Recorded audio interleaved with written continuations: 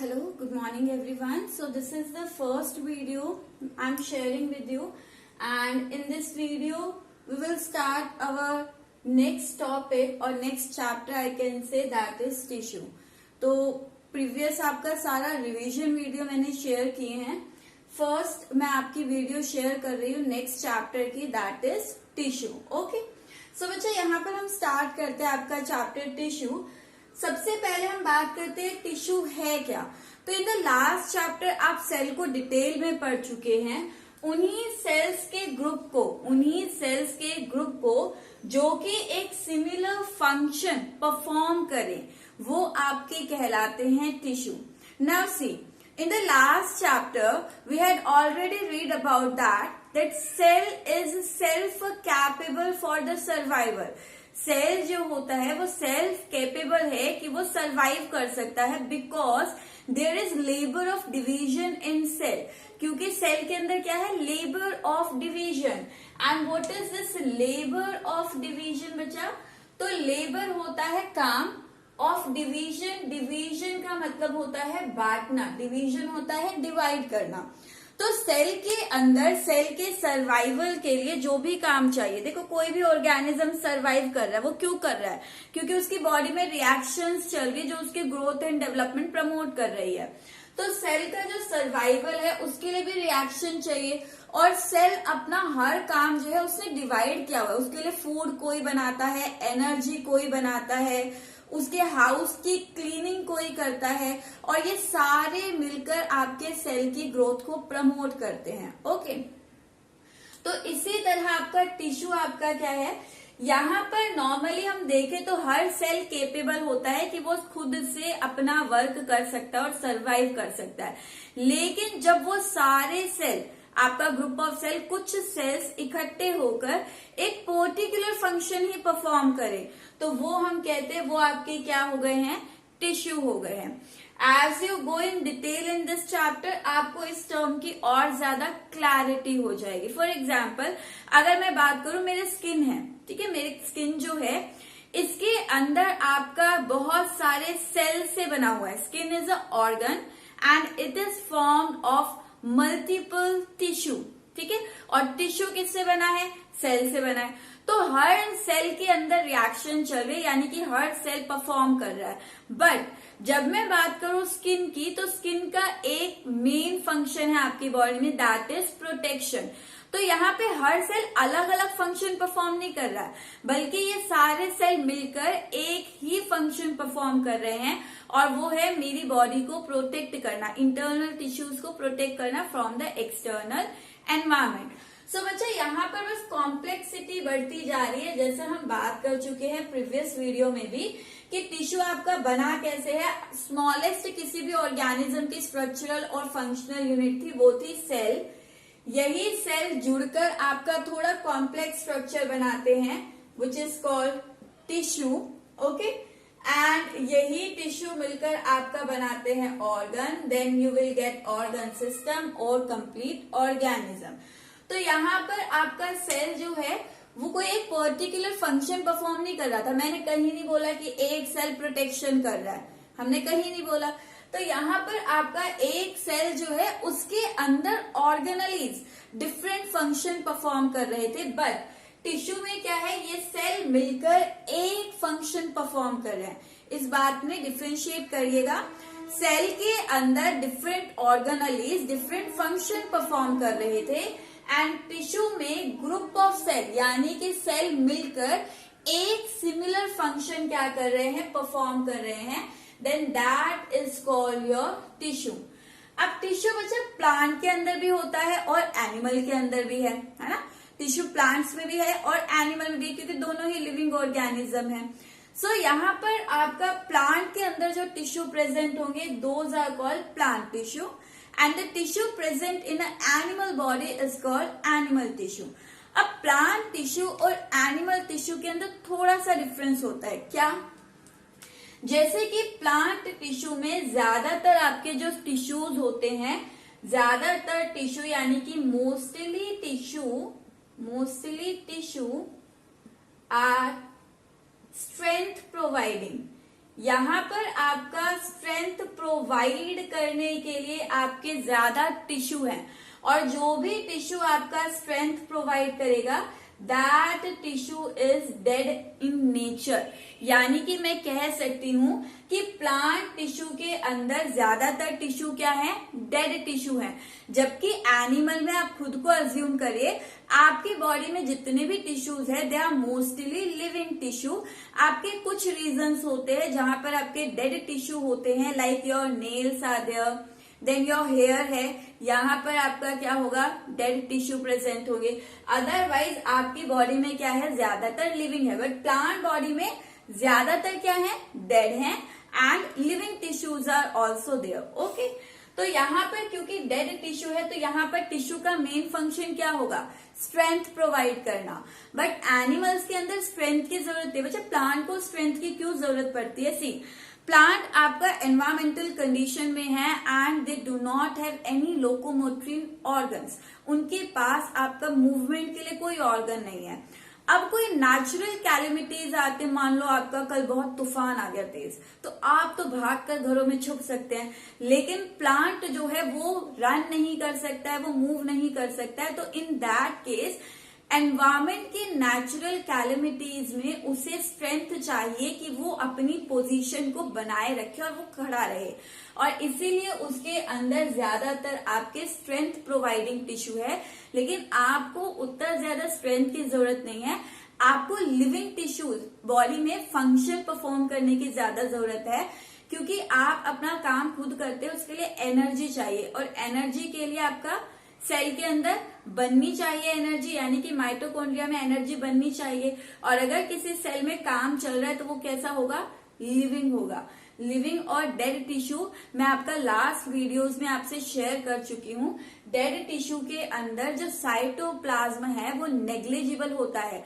Cytoplasm यानी cell के inner fluid बहुत कम होगा, और साइटोप्लाज्म कम तो सेल ऑर्गेनेलीज कम, और सेल ऑर्गेनेलीज कम तो वहां पर उस टिश्यूज में उतनी ज्यादा मेटाबॉलिक रिएक्शंस चल ही नहीं रही होती है, इसीलिए उसका most of the cell part जो है वो डेड नेचर का होता है और स्ट्रेंथ प्रोवाइड करने में हेल्प करता है। ओके, नाउ सी, क्योंकि यहाँ पर ज्यादातर डेड टिश्यू है तो plant tissue do not require much maintenance. So ये सेकेंड पॉइंट हो जाएगा, that they do not require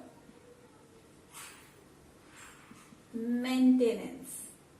okay, इन्हें मेंटेनेंस की जरूरत नहीं होती है, क्योंकि यहाँ पर ज्यादातर डेड है, उनके अंदर उतनी रिएक्शन नहीं हो रही है। लेकिन हमारी बॉडी में most of the tissue they are living, और लिविंग है तो टिश्यूज को मेंटेन करना जरूरी है। अगर वहां पर टॉक्सिक सेल्स के अंदर अगर टॉक्सिक मॉलिक्यूल्स एक्यूमुलेट हो गए हैं तो उन्हें सेल से बाहर, टिश्यू से बाहर एक्सपेल करना जरूरी है। बट यहाँ पर ऐसा कुछ मेंटेनेंस जो है वो ज्यादा रिक्वायर्ड नहीं होता, और जहां पर भी मेंटेनेंस रिक्वायर्ड नहीं है वहां पर सेल को या टिश्यू को एनर्जी भी नहीं लगानी पड़ रही है। तो यहाँ पर प्लांट टिश्यू में एनर्जी यूटिलाइजेशन जो है वो होगा लेस। ओके, क्योंकि यहाँ पर मेंटेनेंस नहीं है। सो इसी पॉइंट में आप कर सकते हैं, सो एनर्जी यूटिलाइजेशन यानी कि एनर्जी का यूटिलाइज होना is less. Okay, now compare to animal tissue, one more point is there that the plant tissue के अंदर आपका क्या होता है, जो प्लांट टिश्यू है यहाँ पर बच्चा आपका अगर कंपेयर करें हम एनिमल्स के साथ, तो ये आपके सिंपली ऑर्गेनाइज्ड होते हैं, जबकि एनिमल टिश्यू में ऑर्गेनाइजेशन और कॉम्प्लेक्स है। जैसे एनिमल के अंदर टिश्यू और ज्यादा अरेंज होकर ऑर्गन बनाते हैं, ऑर्गन सिस्टम बनाते हैं, तो प्लांट के अंदर ऑर्गन और ऑर्गन सिस्टम डेवलप उतना नहीं है। तो हम कह सकते हैं कि यहाँ पर ऑर्गेनाइजेशन जो है, organisation of tissue is simple. यहाँ पर simple organisation compare to animal tissue. So these are some of the point I have shared with you. ये मैंने आपके कुछ 3 पॉइंट्स आपके साथ शेयर किए हैं which differentiate plant tissue then animal tissue, कि प्लांट टिश्यू और एनिमल टिश्यू में क्या डिफरेंस है। अगर दोनों में डिफरेंस नहीं होता तो हम यहाँ डिफ्रेंशिएट ही नहीं करते, हम बोलते हैं, हम सिंपल टिश्यू टर्म यूज करते हैं। लेकिन यहाँ पर प्लांट बॉडी में जो प्रेजेंट प्लांट टिश्यू है और एनिमल बॉडी में जो प्रेजेंट एनिमल टिश्यू है, they have kind of differences. Okay, so यहाँ पर नेक्स्ट बात करते हैं, उससे पहले वन मोर थिंग बच्चा, I am giving you the first time class, आपका इससे पहले रिवीजन था, आपको कुछ नोट नहीं करना था। So this is kind of my first class, okay, 9th standard. So आपको जो भी मैं लिखवा रही हूँ यहाँ पर बोर्ड पर आपका सारा लिखा हुआ है, either you have to write it side by side, okay, और just take a click of this board. आप यहाँ पर स्टार्ट होने से पहले इसका एक स्क्रीनशॉट ले लीजिए, और स्क्रीनशॉट होने के बाद आप बाद में राइट अप कर सकते हैं। और you can do one more thing, आपका टॉपिक खत्म हो जाए आप उसके बाद स्क्रीनशॉट ले सकते हैं। तो एक स्क्रीनशॉट पहले लेना है और एक स्क्रीनशॉट जब मैं इसे रब करूंगी तब लेना है, ठीक है। तो आपको साइड बाय साइड अपनी नोटबुक्स में ये कंप्लीट नोट्स बनाने हैं, मुझे रिपीट ना करना पड़े, मैं इन बिटवीन कभी भी नोटबुक चेकिंग के लिए मंगवा लेती हूँ। And in case if you are not doing your work then I make complain to the higher authorities, ठीक है। तो मुझे ये सब ना करना पड़े, आप साइड बाय साइड अपनी नोटबुक्स कंप्लीट करके रखेंगे। Is that clear? तो यहाँ पर दिस इज जस्ट इंट्रोडक्शन, आपका मेरा इंट्रोडक्शन हुआ नहीं तो काइंड ऑफ इंट्रोडक्शन, ठीक है। सो यहाँ पर हमने बात की टिश्यू के बेसिक इंट्रोडक्शन की, टिश्यू क्या है, प्लांट टिश्यू और एनिमल टिश्यू में डिफरेंस क्या है। ओके, आपने जो भी पॉइंट प्लांट टिश्यू के लिखे जस्ट अपोजिट आप इसे किसमें डाल सकते हैं, animal tissue. Like you have written here कि यहाँ पर मोस्टली टिश्यू स्ट्रेंथ प्रोवाइडिंग होते हैं, means they are dead tissue. So in plant what you can write कि यहाँ पर mostly in animal the mostly tissue are living and playing role in growth and development में। Otherwise मैं animal के साथ भी इसी तरह से आपका डिस्कस कर दूंगी, तो ये पॉइंट आपको प्लांट टिश्यू में लिख लेने हैं। अब यहाँ पर आज हम बच्चा जो डिस्कस करेंगे that we will discuss the plant tissue first. पहले हम अपनी क्लास में प्लांट टिश्यू को डिस्कस करेंगे and then we move to the next tissue that is animal tissue. Okay, so यहाँ पर एक आउटलुक लेते हैं प्लांट टिश्यू में आपको पढ़ना क्या है। सो प्लांट टिश्यू को यहाँ पर डिवाइड किया जाता है 2 टाइप्स में, the one is meristematic tissue and the second is permanent tissue. Meristematic tissue and permanent tissue. Then meristematic tissue को फर्दर डिवाइड किया जाता है 3 टाइप में, apical meristem, lateral meristem and intercalary meristem. Likewise आपके permanent tissue को broadly classify किया जाता है 2 टाइप में, simple permanent and complex permanent. Simple permanent के अंदर फिर से 3 टाइप्स के टिश्यू आते हैं, पेरेन्काइमा, कॉलेनकाइमा एंड स्क्लेरेनकाइमा। आप जैसे प्रोनाउन करेंगे वर्ड को आप वैसे ही राइट कर पाएंगे, तो इन सबके स्पेलिंग्स आपको क्लियर होनी चाहिए। सो सिंपल परमानेंट में 3 हैं, parenchyma, collenchyma and sclerenchyma. And complex permanent के अंदर आपका 2 टिश्यूज आते हैं, जाइलम एंड फिलोएम। हमें प्लांट के इन सभी टिश्यूज को डिटेल में स्टडी करना है। Is that clear? So recall कर लेते हैं, प्लांट टिश्यू को 2 में डिवाइड किया है, meristematic tissue, permanent tissue. Meristematic में एपिकल मेरिस्टेम, लेटरल मेरिस्टेम और इंटरकैलरी मेरिस्टेम। परमानेंट टिश्यू में simple permanent and complex permanent. Simple permanent पे फर्दर 3 है, parenchyma, collenchyma and sclerenchyma. And complex में फर्दर 2 है, xylem and phloem. Okay, so this is all about the introductory part and the outlook of plant tissue. Now हम यहाँ पर सबसे पहले आपका स्टार्ट करेंगे किससे, कि प्लांट टिश्यू को मेरिस्टेमेटिक और परमानेंट टिश्यू में डिवाइड किया गया किस बेसिस पर, यानी इन दोनों में क्या डिफरेंस है। Okay, then will complete our meristematic tissue today. Okay, तो यहाँ पर हम बात करते हैं प्लांट टिश्यू को आपका मेरिस्टेमेटिक और परमानेंट टिश्यू में क्यों डिवाइड किया। So I am just rubbing this portion ताकि मैं एक्सप्लेनेशन के टाइम पर ये पार्ट यूज कर पाऊं। तो अगर आपको स्क्रीनशॉट लेना है आप ले सकते हैं in right time, otherwise I am rubbing that section. Okay, so यहां पर हम बात करते हैं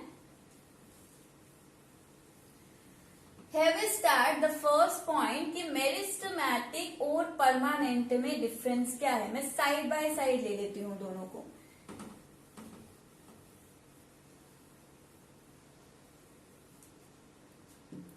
So there I have written meristematic tissue और यहां पर इसके साइड में मैं कंपेयर कर रही हूं इसे with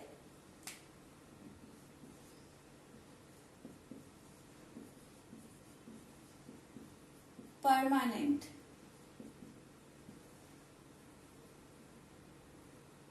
with permanent tissue. Okay, now see meristematic tissue पर आते हैं। मेरिस्टेमेटिक टर्म बच्चा आया है मेरिस्टेम से। किससे आया है? मेरिस्टेम से। और आपका मेरिस्टेम का मतलब होता है ऐसा रीजन जहां पर सेल हमेशा डिवाइड करते रहे। तो मेरिस्टेमेटिक टिश्यू आपका वो टिश्यू होता है जहां के सेल्स क्या करते रहे, हमेशा डिवीजन कैपेबिलिटी रखते हैं, या फिर हम कहे those region where the cells are dividing rapidly। आप अपनी लैंग्वेज में आंसर्स लिख सकते हैं। वो रीजन जहां के सेल्स रैपिडली यानी कि लगातार जल्दी जल्दी क्या हो रहे हैं, डिवाइड हो रहे हैं। अब देखो अगर मैं यहाँ पर ड्रॉ करूं, जैसे ये एक रीजन है, ठीक है, यहाँ पर आपका सेट्स ऑफ सेल है, ये आपके कुछ सेल्स प्रेजेंट है। अब ये इतने सारे सेल्स बने कैसे है यहाँ पर?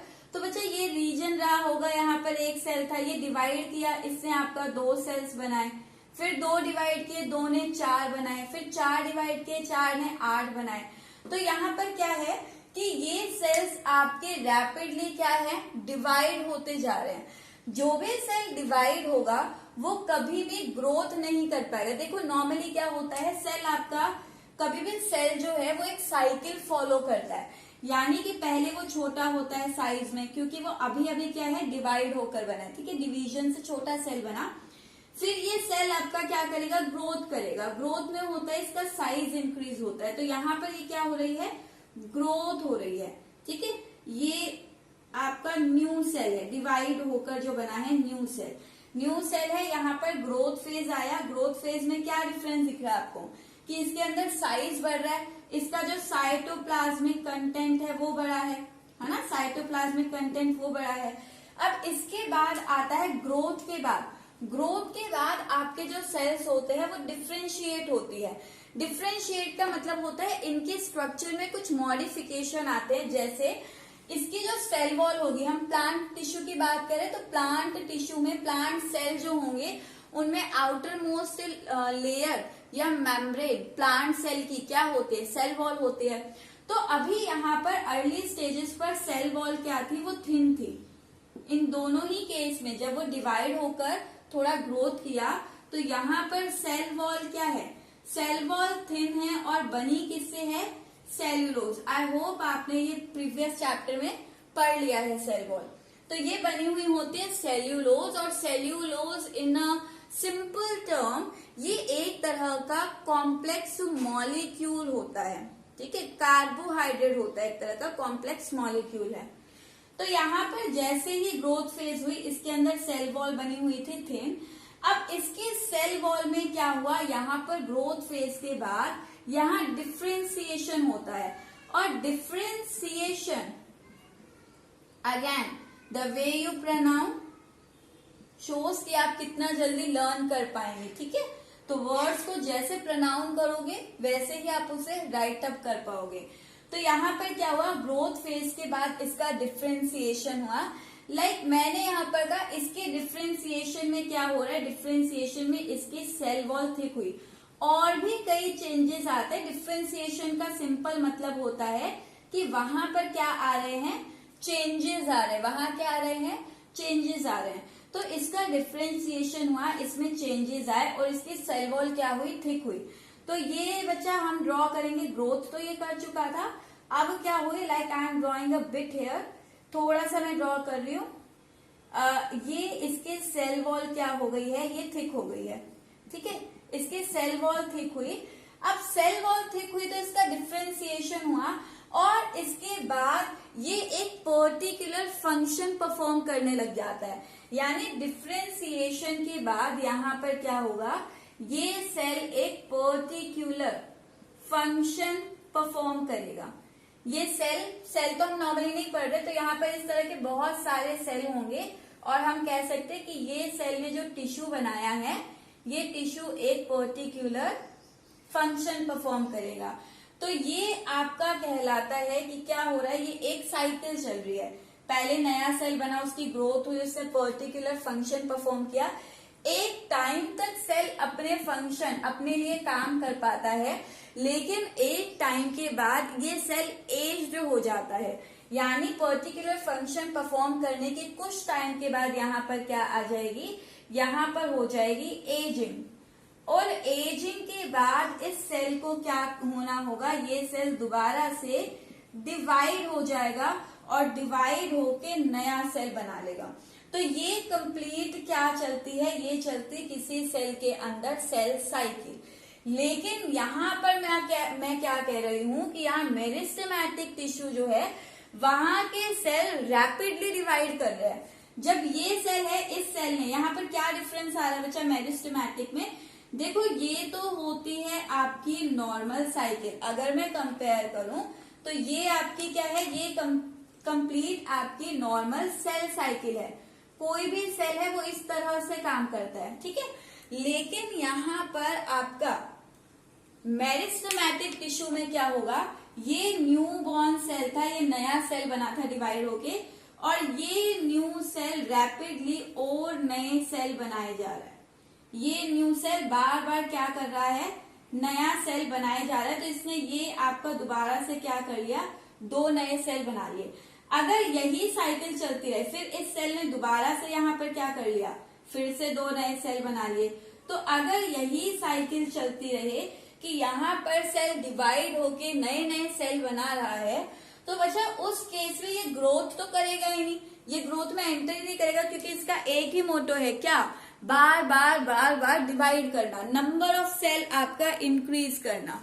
तो अगर सेल आपका बार बार रैपिडली डिवाइड कर रहा है, नंबर ऑफ सेल इंक्रीज हो रहे हैं, तो हम कहेंगे वो सेल आपके कभी भी ग्रोथ फेज में नहीं जाते, और उन्हीं सेल्स को, उन्हीं रैपिडली डिवाइडिंग सेल्स को हम क्या कहते हैं, मेरिस्टेमेटिक टिश्यू कहते हैं। ओके, नाउ सी, इस मेरिस्टेमेटिक टिश्यू के जितने भी सेल्स होंगे, सेल्स क्या है, सॉरी टिश्यू क्या है, ग्रुप ऑफ सेल्स। तो यहाँ एक सेल की हम बात नहीं कर रहे, हम यहाँ सेल्स की बात करें, यानी इस टिश्यू के जितने भी सेल्स हैं, तो सारे आपका डिवीजन कैपेबिलिटी रखते हैं, ठीक है। डिवीजन कैपेबिलिटी रखते हैं, तो यहाँ पर मैं कह सकती हूँ वो कभी भी ग्रोथ फेज में एंटर नहीं करेंगे। देखो उस साइकिल से सारी चीजें एक्सप्लेन हो गई, वो कभी भी ग्रोथ फेज में एंटर नहीं करेंगे, क्योंकि वो बार बार डिवाइड करते जा रहे हैं, ठीक है। जब वो कोई ग्रोथ फेज में एंटर नहीं करे, जब बच्चा ग्रोथ ही नहीं हो रही, तो यहाँ पर वो कोई पर्टिकुलर फंक्शन भी परफॉर्म नहीं करेंगे। जब ग्रोथ होती, डिफ्रेंशिएट होते, तभी तो फंक्शन परफॉर्म करते ना। तो यहाँ पर अगर ग्रोथ ही नहीं हुई, तो यहाँ पर वो कोई भी फंक्शन परफॉर्म नहीं करेंगे, कोई भी फंक्शन परफॉर्म नहीं करेंगे।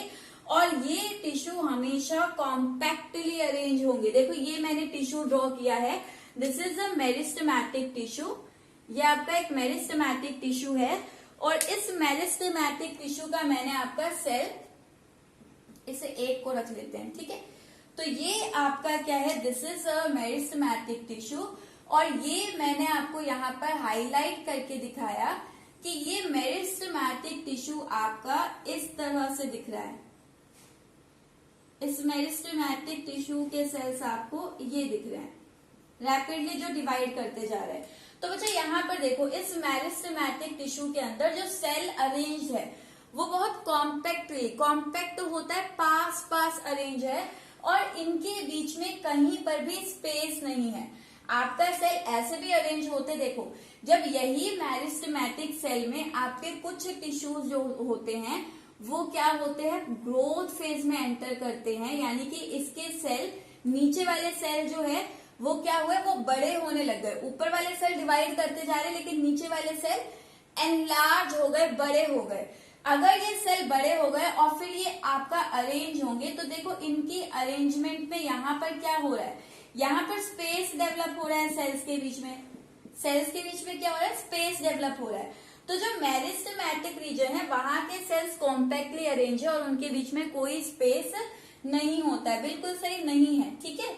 और ये सेल्स आपके स्मॉल साइज के होते हैं, बिल्कुल छोटे साइज के हमने ड्रॉ किए हैं, राउंड या ओवल, ये जर्नल शेप है, आइसोडायमेट्रिक भी हो सकते हैं और थोड़ी भी वेरिएशन आ सकती है, बट जर्नली राउंड और ओवल होते हैं विद डेंस साइटोप्लाज्म। यानी कि जब ये छोटे होते हैं इनके अंदर बहुत ज्यादा आपका क्या होता है, साइटोप्लाज्म होता है और एक अच्छा खासा प्रोमिनेंट जो इसके लिए काम कर सके न्यूक्लियस प्रेजेंट होता है।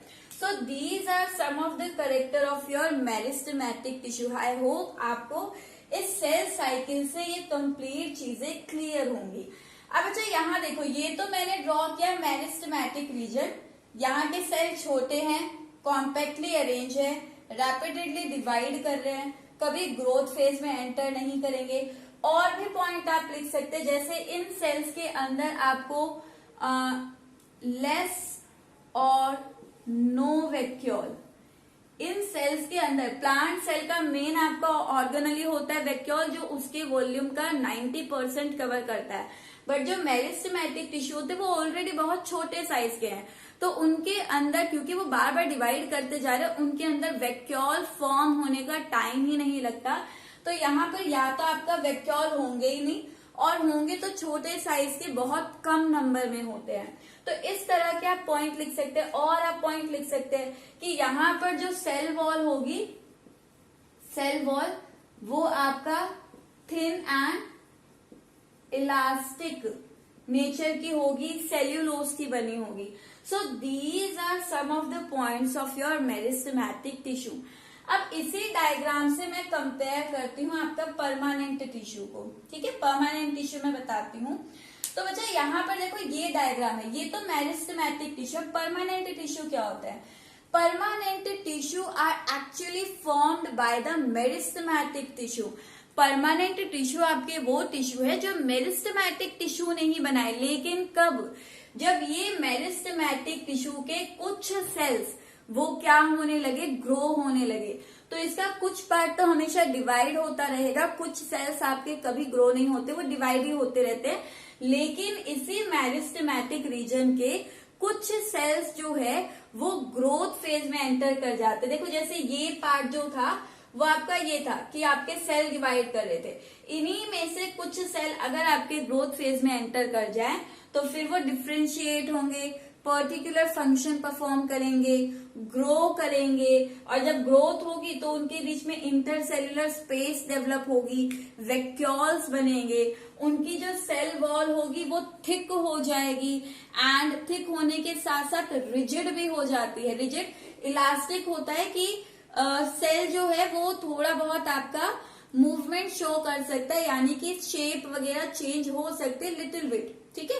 लेकिन जब सेल वॉल रिजिड हो जाए तो वो इतनी हार्ड हो जाती है, जैसे हमने बताया था, वो इतनी हार्ड हो जाती है कि वो अपनी पोजीशन से नहीं हटते। और जब सॉल्यूशन मैंने आपको पढ़ाया था लाइव क्लासेस में, तब हमने ये डिस्कस किया था, ठीक है।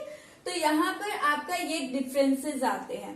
तो अगर आपको टिश्यू में डिफरेंसेस लिखने हैं, ये डायग्राम मैंने आपको शो किया है समझाने के लिए। अगर आपको ड्रॉ करना है you can draw it, okay. And if you don't want to, तो अंडरस्टैंडिंग की चीजें आप सिर्फ इसे समझ सकते हैं, ठीक है।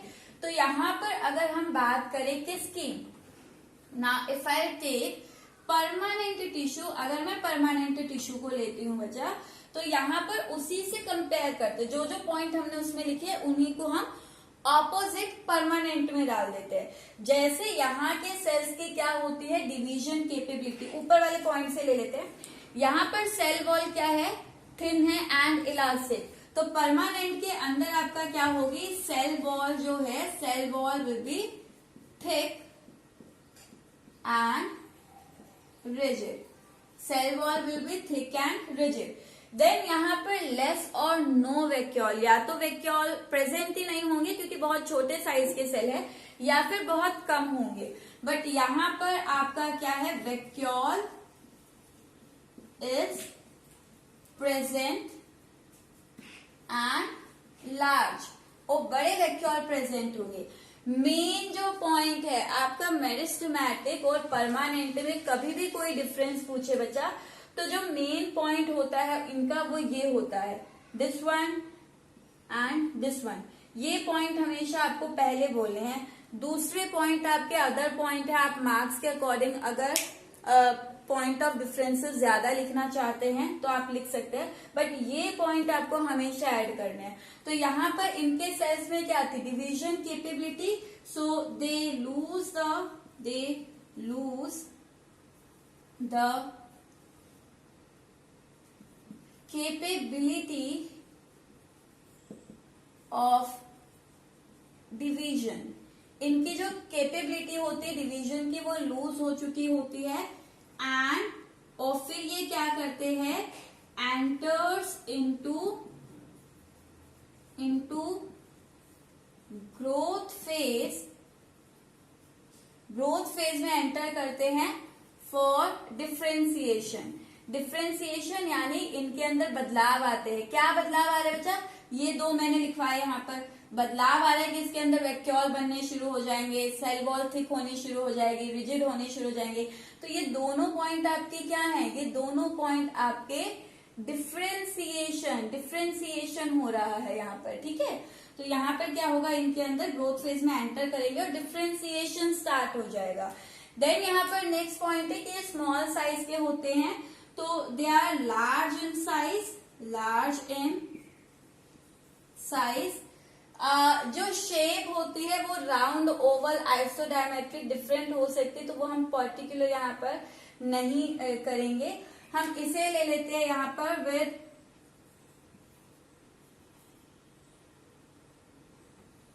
with less nucleus to cytoplasmic ratio. बच्चे less nucleus to cytoplasmic ratio क्या है कि जब ये बड़े होने लगते हैं तो न्यूक्लियस टू साइटोप्लाज्मिक रेशियो अगर मैं कह रही हूँ कम है, तो यानी कि यहाँ पर न्यूक्लियस जो है वो छोटा हो जाएगा और इसके अंदर साइटोप्लाज्म बहुत बड़ा हो जाएगा। कभी भी जब हम रेशियो बताते हैं तो रेशियो जो भी हम बता रहे हैं, जैसे मैं कह रही हूँ रेशियो लेस है, तो लेस इसका ऑपोजिट होता है, यानी कि नीचे जो रखा है न्यूक्लियस टू साइटोप्लाज्म, अगर ये रेशियो लेस है तो नीचे वाला जो डिनोमिनेटर है वो ज्यादा है। ये आपका क्या होता है, इनवर्सली प्रोपोर्शनल होता है। तो यानी कि इसका मतलब क्या है कि इन सेल्स के अंदर न्यूक्लियस, जैसे मैं बड़ा सा सेल ड्रॉ कर रही हूँ तो इसके अंदर साइटोप्लाज्म तो ज्यादा है, बट कंपेयर टू साइटोप्लाज्म यहाँ पर न्यूक्लियस क्या होगा, कम होगा। तो यहाँ पर न्यूक्लियस टू साइटोप्लाज्मिक रेशियो क्या है, कम है। जो आपको डायग्राम में दिख रहा है आपको वही सारी चीजें बस लिखवाई जा रही है। आपको अपने दिमाग में बायोलॉजी पढ़ते हुए हमेशा डायग्राम्स को मेन क्रैम करना है, और क्रैम क्या अंडरस्टैंडिंग होनी चाहिए। Biology is not the subject of cramming. आपको अपने बारे में, अपने आसपास के प्लांट्स के बारे में थोड़ा नॉलेज गेन करने को मिल रहा है। So it is nothing about cramming, ठीक है। हाँ, आपको स्पेलिंग क्रैमिंग कर सकते हो, आप करनी पड़ सकती है, अदरवाइज ये छोटी छोटी चीजें आप सिंपल ऑब्जर्वेशन करते हैं, इसमें कोई बड़ी बात नहीं है, ठीक है। तो यहाँ पर लार्ज साइज के होते हैं, न्यूक्लियस टू साइटोप्लाज्मिक रेशियो क्या है, वो लेस है। अब ये आपके कोई फंक्शन परफॉर्म नहीं कर रहे थे, but they are performing specific function after differentiation. जैसे में चेंजेस आ गया, डिफरेंशिएशन हो गया है, उसके बाद ये क्या करेंगे, ये एक पर्टिकुलर फंक्शन परफॉर्म करेंगे। यहाँ पर देखिए कॉम्पैक्टली अरेंज्ड थे ये, बट यहाँ पर क्या है, यहाँ पर इंटरसेल्यूलर, इस टर्म को स्प्लिट कर दीजिएगा बच्चा, आपको यहाँ पर समझ आ जाएगा। इंटर, जैसे हम बोलते हैं ना, इंटर हाउस कंपटीशन है, इंटर स्कूल कंपटीशन है। इंटर का मतलब होता है दो के बीच में। अब यहाँ कौन, दो सेल्स की बात हो रही है, यानी कि इंटर सेल्यूलर का मतलब है दो सेल के बीच में। तो intercellular space is present. Okay, so this is the difference between your meristematic tissue and permanent tissue. ये point of differences आप meristematic and permanent में add कर सकते हैं. Now in the next video, so I think this is all for today. आज समझने में ज्यादा टाइम लग गया है. आप इसका स्क्रीनशॉट ले लीजिएगा एंड आफ्टर स्क्रीनशॉट आपको ये एज इट इज अपनी नोटबुक में नोट्स जो है वो राइट अप करने हैं. ओके, सो रिटन वर्क ज्यादा नहीं है आपका, 2 पेज भी नहीं होंगे मुश्किल से. You have to learn your work simultaneously and you have to write this complete work in your notebook. Okay, so this is all for today बच्चा. इन द नेक्स्ट वीडियो में हम आपको बात करेंगे type of meristematic tissue and possibly अगर वो खत्म हुआ then will start our type of permanent tissue. तो हम उस टेबल को जो हमने सबसे पहले बनाया है आउट फ्लो, जो आपका चार्ट की फॉर्म में हमने प्लांट टिश्यू को स्टडी किया, उसी चार्ट को हम 1 बाय 1 करके स्टडी करते जाएंगे. ठीक है, तो अब नेक्स्ट वीडियो में हम टाइप ऑफ टिश्यूज यानी type of meristematic and permanent tissues की बात करेंगे. This is all for today. Thank you so much.